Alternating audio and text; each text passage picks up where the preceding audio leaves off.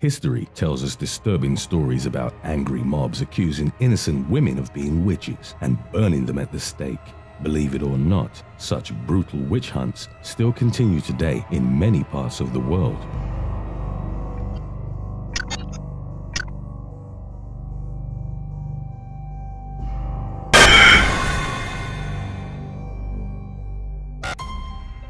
Number 5. ISIS. The ruthlessness of ISIS fighters is already well known. Since the beginning, their brutal tactics were already considered too extreme for even their parent group, Al-Qaeda, which resulted in the two groups breaking apart. Now having established their own self-proclaimed Islamic State in large areas of Iraq and Syria, they've added witch hunting to their list of cruel acts. In June 2005, ISIS reportedly beheaded 2 married couples in their Deir ez-Zor province of Syria for the crimes of sorcery and using magic for medicine. In both cases, the husband and wife were executed together. This was the first time that women had ever been documented being killed in such manner by the group. Before that, ISIS had been targeting and executing alleged black magic practitioners in the areas they controlled. Victims in Syria include street performers and illusionists who entertain young children and passers-by. Caught doing their harmless stunts, the performers are dragged off to be beheaded in public squares. According to ISIS, even basic magic tricks and optical illusions are strictly forbidden by religion. They are considered forms of black magic, a condemned art that denies God's power. Another argument for their denunciation of magic tricks is that it is idle entertainment that keeps people away from prayers at the mosque.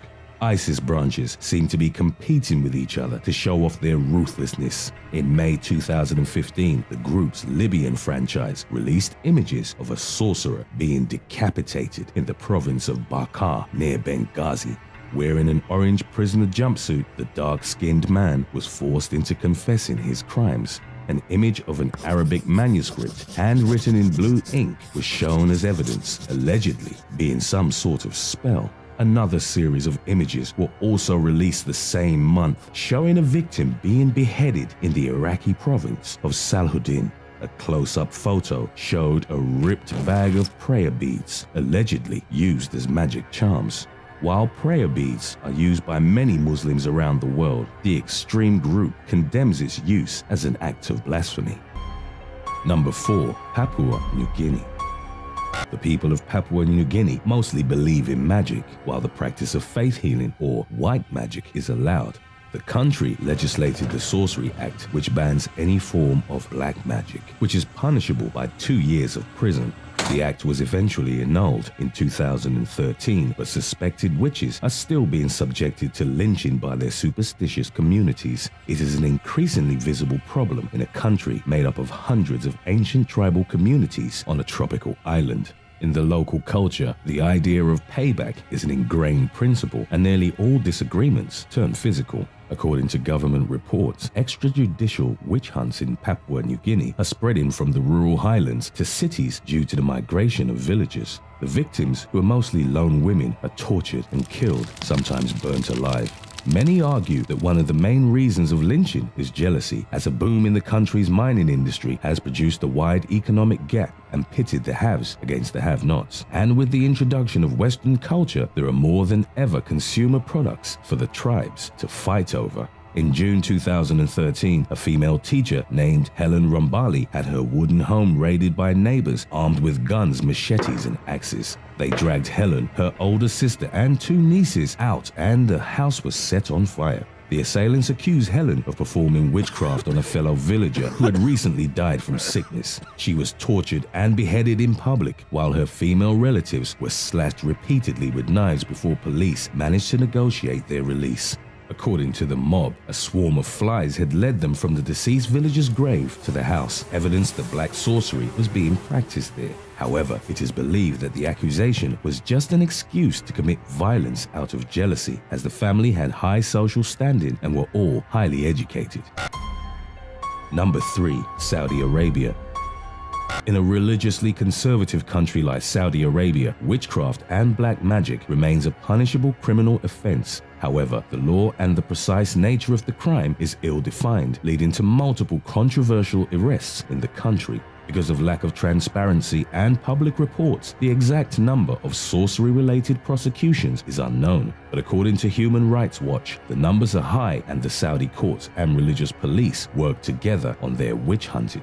Recent years have seen a number of publicized cases. In November 2009, over 100 people were arrested around Mecca on accounts of practicing black magic and disrespecting the Quran, 3/4 of them being female. In 2006, a Saudi woman named Fawza Falaya made international headlines when authorities sentenced her to death by beheading for the crimes of witchcraft and recourse to jinn. She was trialed unfairly, was denied access to a lawyer, and was prosecuted on the basis of one man's allegation that she cursed him into being impotent. Fawza confessed after a month of repeated beatings, and because she was illiterate, the confession was signed with a thumbprint. Her execution was initially halted following international backlash, but in 2011, Saudi authorities reported that she had choked on her food and died in jail. Locals are not the only victims of witch hunting within the kingdom. In 2009, Ali Sibat, a Shiite TV presenter from Lebanon, was arrested while performing the Islamic pilgrimage in Saudi Arabia. He is known in the Middle East for his on-screen fortune-telling, and the Saudi religious police conducted an undercover sting operation to arrest and prosecute him. Ali was allegedly caught trying to provide a woman with a magic potion that would break up a marriage, and the court sentenced him to death. But following international pressure from the Lebanese government and various human rights groups, the conviction was overturned and Ali was reportedly released. He was lucky, as most witchcraft convicts in the country end up with their heads rolling. Number 2. Sub-Saharan Africa. The phenomenon of witch hunts in sub-Saharan African community is an ancient one, but still continues to this age. Witches are the most hated people in the society, as they are generally considered to be the epitome of evil and the cause of all misfortune, disease, and death. The problem is extremely serious and present in almost all countries in sub-Saharan Africa, as the region is rampant with poverty, disease, conflict, and lack of education.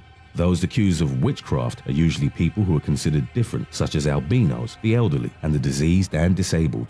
Witch hunts are usually driven by so-called specialist witch finders who have the skills to identify magic practitioners. Pioneering British social anthropologist Audrey Richards wrote about the Bamukapi, a new age of witch finders who appeared among the Bemba people of Zambia in the 1930s. Using native rituals mixed with Christian elements, they identified village witches. Superstitious belief persisted throughout white rule in Africa and even grew, possibly as a result of social strain caused by years of conflict. In the southern regions of Africa, Zulu and Bantu people have witch smellers responsible for rooting out evil witches. South Africa has long passed an act suppressing witch hunting activities, but the country's neo-pagans and traditionalists constantly try to have the law reformed.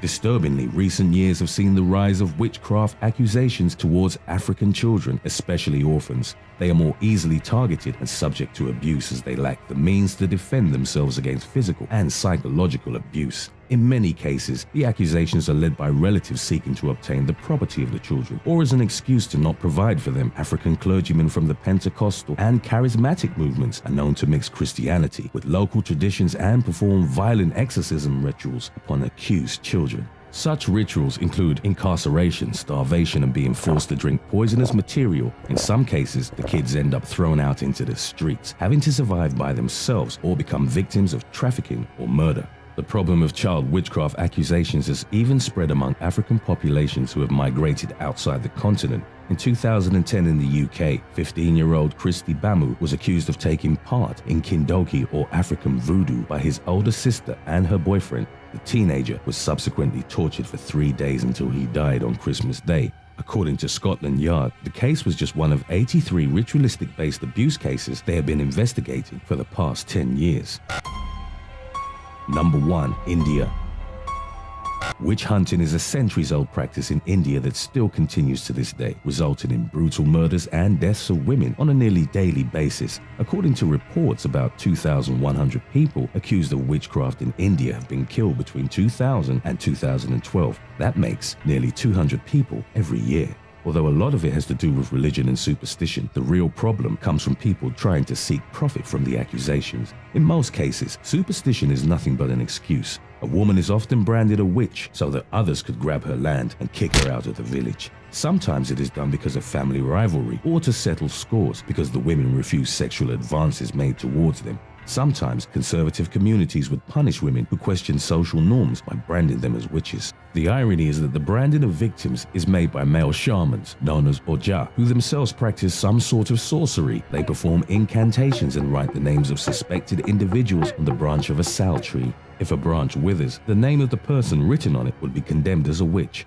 Other times, rice is wrapped in separate bags, each written with the names of suspected individuals. The bags of rice are then placed in a nest of white ants, and the one that gets eaten by the insects marks the witch. In 2011, an Indian witch doctor forced 30 women to drink a poisonous potion to prove they weren't witches, causing all of them to fall ill. The man was later arrested. Witch hunts predominantly occur in the country's poor northern states of Assam, Jharkhand, and Bihar. In most cases, the accused women are either lynched, forced out of the village, or driven to commit suicide. They are often tortured and publicly humiliated, such as forced to eat human excrement or walk through the village naked. Poor and illiterate women find it difficult to travel from isolated regions to file police reports, causing most cases to go unreported. Overall, less than 2% of witch hunters in India are actually convicted. Similarly, neighboring Nepal also experiences the same problem, with low-caste women being the main targets.